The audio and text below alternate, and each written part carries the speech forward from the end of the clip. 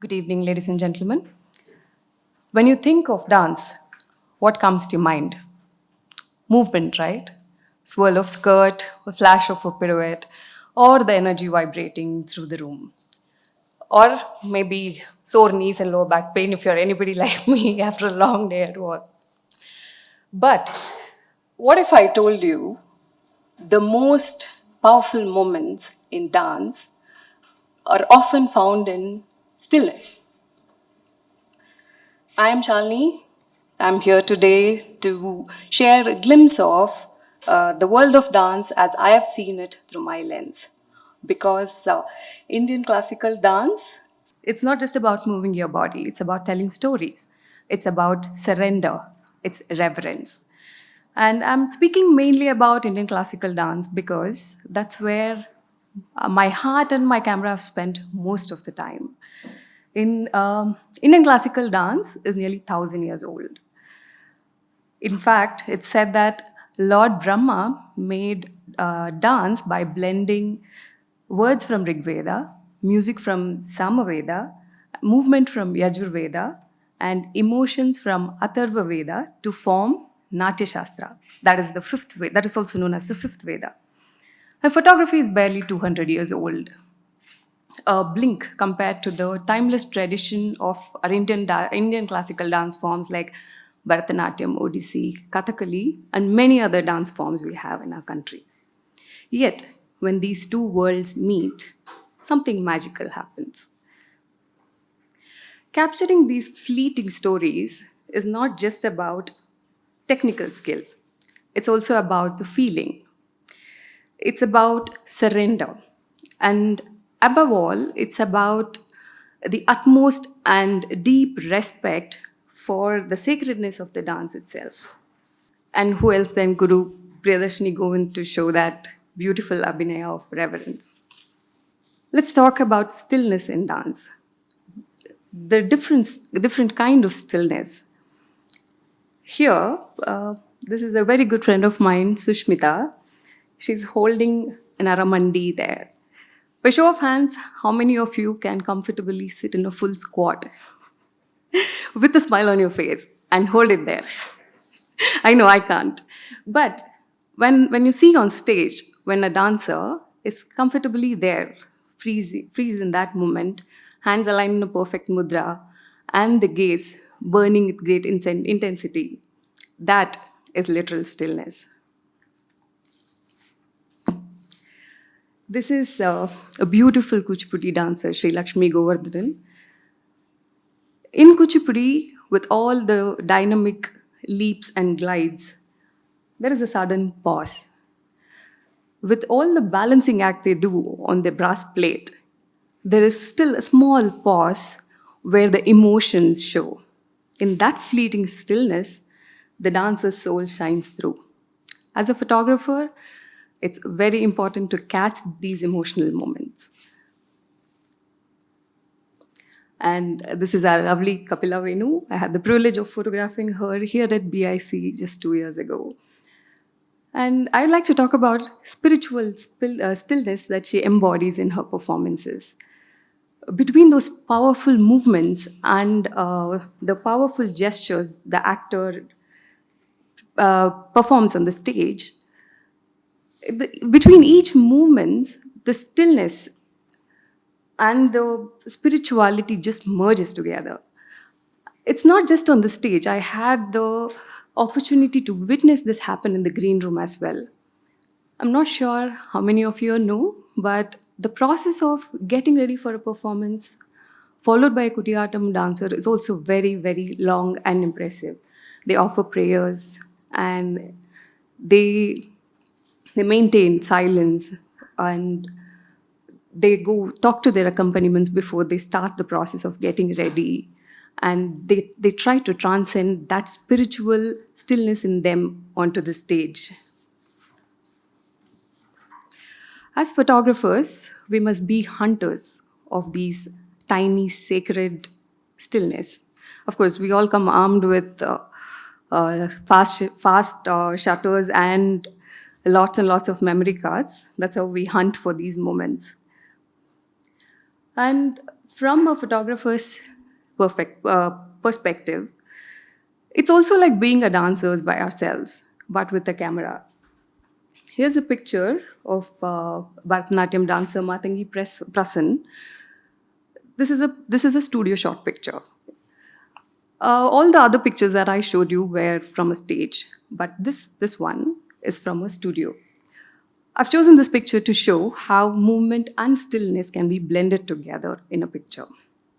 The hard part is stopping motion without stopping the feeling.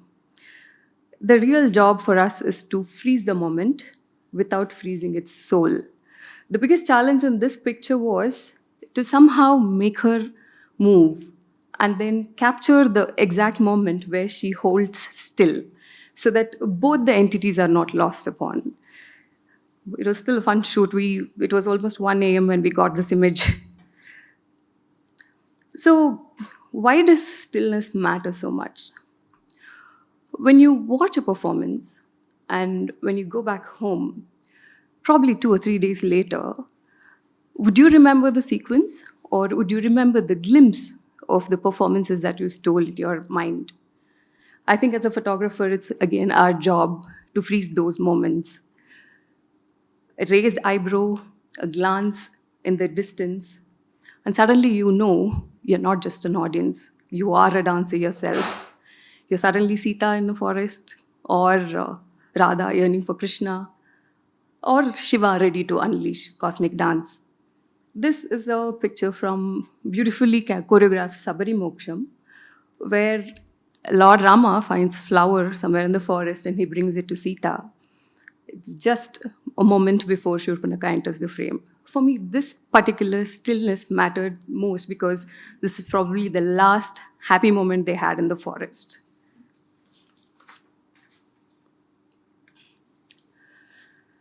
So let's talk about a Kathak dancer. Imagine them spinning faster and faster and faster. And suddenly they freeze, landing in that perfect sum. In that one still moment, looking upward, you don't really see that emotion, you just feel it. You just need to learn to anticipate these kind of moments where you feel the same kind of energy the dancer feels, and the still photo is just going to capture that feeling forever. Again, Navarasa, it's an overly discussed topic, but what I would like to talk about Navarasa is it's a beautiful set of emotion which talks about love, wonder, anger, devotion. We all have gone through that several times. In photography, you don't really have to photograph the entire form of a dancer to show the emotion. It takes is the quiet fire in the dancer's eye to tell you the whole story. Timelessness. Through, through stillness, we steal time.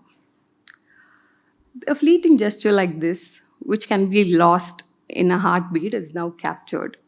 We all know Parshvanath Upadhyay as the most powerful performer, but what interests me more is the contrast that is presented in his performances. Not the powerful leaps that he takes, but these kind of quiet, still moments where the light is engulfing his silhouette. And it's these kind of pictures I would like to talk about. And these are pictures that are that can be studied, can be that the piece in the picture can be felt. Let's talk about capturing stillness. So, as a photographer, I've been capturing dance for the past 15 years. Dance and camera both happened to me almost at the same time. As I was learning the technicalities of photography, what interested me more to pursue dance photography is learning the history of these art forms. There are, be it Bharatanatyam, Kathak, Odissi, and or the examples that I've shown here, like Chow, Manipuri, Kudiyatam, Katekuttu. All of these dance forms come armed with their own set of grammar. As a photographer, I think it's important to learn. Of course, it's not possible to learn every single dance form if you have to photograph them, but at least learning a bit of the grammar and understanding helps a lot in photographing them. The next aspect of photography, lighting. I have chosen these two images of the unimitable Bijoyini Satpathy because these are the two images that are photographed in entire two different sitting. This was in my home studio, and this was in a place where we were traveling together. When we look at somebody like Bijoyini Didi, we always think, oh, she's so graceful, she's so beautiful, it must be very easy to photograph her. But trust me, she is one of the most difficult dancers to photograph. She can stay still for a moment, and then she can be on her feet. It's very difficult to photograph somebody like her. So when photographing dance, but when lighting it yourself, the key is to not just the idea is not to just illuminate a picture, but to the sculpt your subject. Sorry, be it highlighting the curve of the mudra, or focusing on the emotion of the tilted chin, lighting plays a very important role. And always, shadows can be big friends than the lighting equipments themselves. Stillness and fast shutter speed. Anybody here photographing dance, the first thing we all know is to just shoot in fast shutter speed, which is, of course, what even I did in the beginning. But other than fast shutter speed, I think you need an open heart. But feel the devotion, feel the spirit, feel the body, soul, and the story align, then click. These are two beautiful dancers from Chitrasena Dance Company. The art form performed here is called Kandian, and this is Aishwarya Balasubramaniam, dancer from Chennai. In Indian classical dance, movement is devotion, but stillness is transcendence. Through stillness, a dancer offers prayers. Through the same stillness, the photographer not they don't just capture an image, but they capture an emotion, philosophy, and piece of eternity. In a world that rushes faster and faster and faster, perhaps the moments we need the most are the moments that invite stillness. Thank you.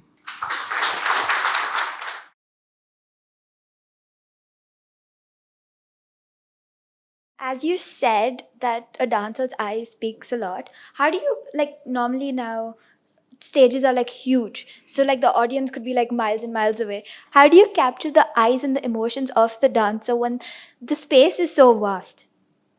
That's So the trick as a photographer I follow is I'm always on the front seat. That helps, of course, but it's about you feeling what the dancer feels. It's not just about being an audience, right? You also feel about what the dancer feels, and as you photograph for years and years, you know how to concentrate on the piece. You know what might come after next. So it just becomes you become the person on the stage also. So that helps a lot. Thank you so much for your beautiful talk. Like you mentioned, it really helps when you try to understand the history or the philosophy or the grammar of the particular art form. So, I wanted to ask, like, how exactly it has helped you, especially if you could talk about Kathak, because that's the dance form that I'm most aware of. Yeah. So, with respect to Kathak, it's all about reading or talking to the dancers, and also spending time with the dancers before their performances, understanding the piece they perform, ask for more stories, ask for more information, and go back and do your research. This is something that has constantly helped me. And with respect to Kathak, we all know it's from North India, and we all know it's more like mathematics. At least for a non-dancer like me, that's how I understand a dance form like Kathak. It's more like mathematics, and stories associated with Kathak. So that is how I come armed myself with the knowledge to photograph a Kathak performance. Hi, Shalini. Hi. Thank you for that talk.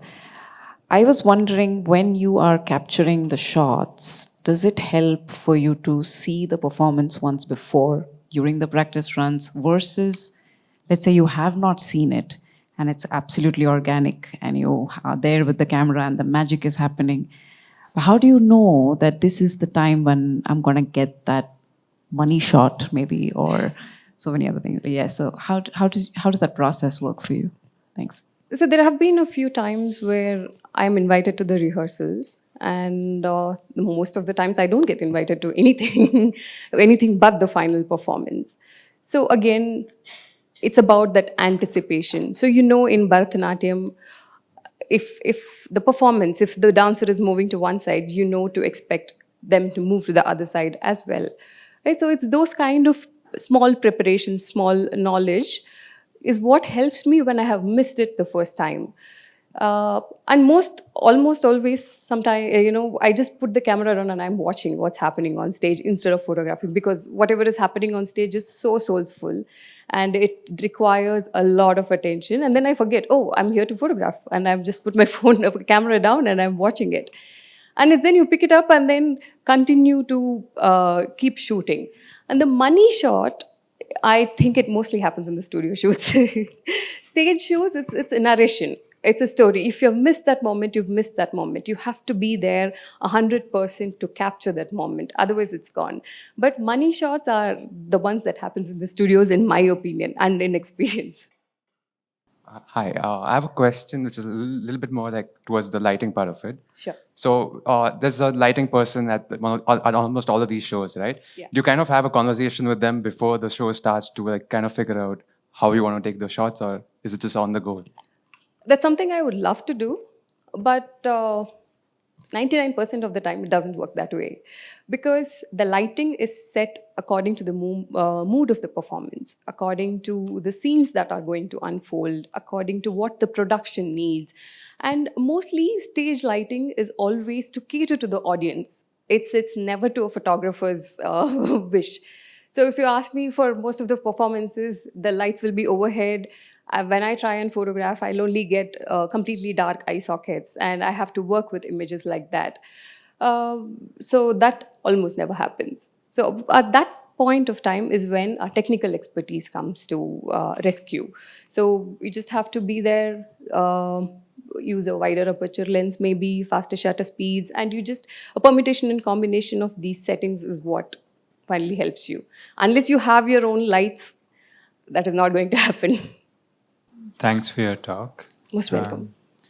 As a dancer and choreographer myself, I'm curious about what you would recommend, suggest to someone who's collaborating with a photographer, in terms of when to get in touch, when to start the process, when to invite the photographer, and things like that. If you could just, your side of the story, so that we can better relate to each other. If you ask me, any time is a good time to call a photographer. We're always there.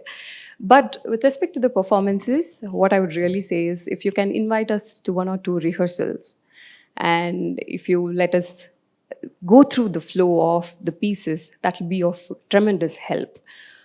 Because we are not there below the stage trying to guess what's going to happen. Of course, it's a fun challenge to have, but the amount of quality you see in the pictures will be entirely different if we are informed and if we can see what's going to happen beforehand.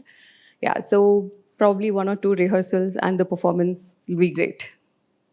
My question is, were you shooting handheld, or were some of them on tripod? Were you using a tripod? Always handheld. Yeah. If I may ask one more question. Please do. The image with the stillness with the kind of a hint of Yes. movement. Yeah. Did you? I'm sorry. I'm just asking No, photography please go ahead. technical No, please questions. go ahead. Yeah. So did you have an open shutter and then you shut it? Yes. So if I have to get into the technicalities of that image, I had two strobe lights, one to right and one to left. And if I'm not wrong, it was a 180 by 50 strip softbox on both sides. One constant light on the right side. That is what illuminates, makes you see the haze and the floor. And the left light was set to the rear curtain sink. So she starts moving, that's when you press the shutter and then you release, she stop and the picture is lit. So you're almost right. That's exactly how it was done. Yes, it did. That was actually a shoot we started around 7 o'clock in the evening. And we were very ambitious. We thought we'll get done by in a couple of hours, but it went on till 1 o'clock. So when we got that money shot is when we called it a day. Hi, Shalini. Thank you for your thoughts. So, just a layman question. So, whenever we go to these concerts or the dance performance, the stage is a little higher on a higher ground. Even if you are in the front, you are still way below the eye level. If you go in back, there are audience. So, either you obstruct their view or you go behind them, then you get their heads. Yeah. So how do you place yourself in such an environment? Because it's a huge stage. You want to be everywhere. Yeah. Like the dancer turns this side and then either you run over there or you just sit at the back, have a zoom lens in front and then you're just moving around. Like what are your best practices? Like how do we cover up for that? So if it is something like an arangetram where the whole thing has to be documented, so I get to know the flow of the performance. Always the Pushpanjali, and then there will be a couple of pieces on Ganesha, and then there's going to be a Varnam, and then it ends with a Tilana. So we know which are the most powerful pieces. I'm speaking about Bharatanatyam as an example here. So for these movement pieces, I'm almost always on the sides. Okay, so for the Varnam and for the Abhinaya pieces, I probably sit in the front of the stage. So that way, I get the expression, and I'm also getting pictures from different perspectives without disturbing the audience. And the most important tip is to walk around when there is a break or when there is a next announcement happening, because the audience don't like to be disturbed, and yeah, that is not something which they like. So yeah. So you just time your position a little earlier. Just know the flow of the program, and then just get there just before the performance is going to start. Yeah. So how do you manage the height issue? Because The or you have to be at a higher ground. The height issue is a bigger issue for me because I'm not as tall as the men photographers, and almost always in places like a music academy in Chennai, I am seated in a pit. It's not even the platform. I've been seated in the pit, but still there is an advantage of photographing like that because the dancers and the characters they play, it actually looms larger than life. I have met several dancers post performances, and then I'm like, oh, I thought this person is so tall. And that's when I realized it's the characters they play make them look tall. It's not where you can photograph from anywhere. That's fine, absolutely fine. It has worked very well for me in my career because I've sat in the pit, stood behind the video camera person, I've then stood in the corners and then at the very back, and even in the gallery. Everything works fine. Welcome. Hello, hi. Hi. Thank you for your information on photography. Most welcome. I have a small question is, being a photographer was not into practicing performing arts. When do you know this is a right image? Basically, after you shoot, you have a lot of dump of images. When can you specify, yes, this is a right image? It takes a bit of practice. It took a lot of practice, in fact, to know when an Aramandi is fully there, or when a mudra is complete, or what is the kind of emotion the dancer is portraying. And if I even photograph it a split second later, that emotion is lost. It took a lot of practice. It's just a lot of practice. And eventually it comes to you. At least that's how it worked for me. And yes, asking the dancers and asking for feedback. I have shown a lot of crappy photographs to a lot of dancers and I've asked for feedback. And it's the teachings that they have given, and whatever I've learned is what I take with the next shoot and try to avoid those mistakes. So I think unless anybody has anything more to say, I will ask my question now. Sure. So in a world that is so much dependent on social media, and I think after COVID, this is particularly so, where online classes are held for classical dance and every dancer has an online presence.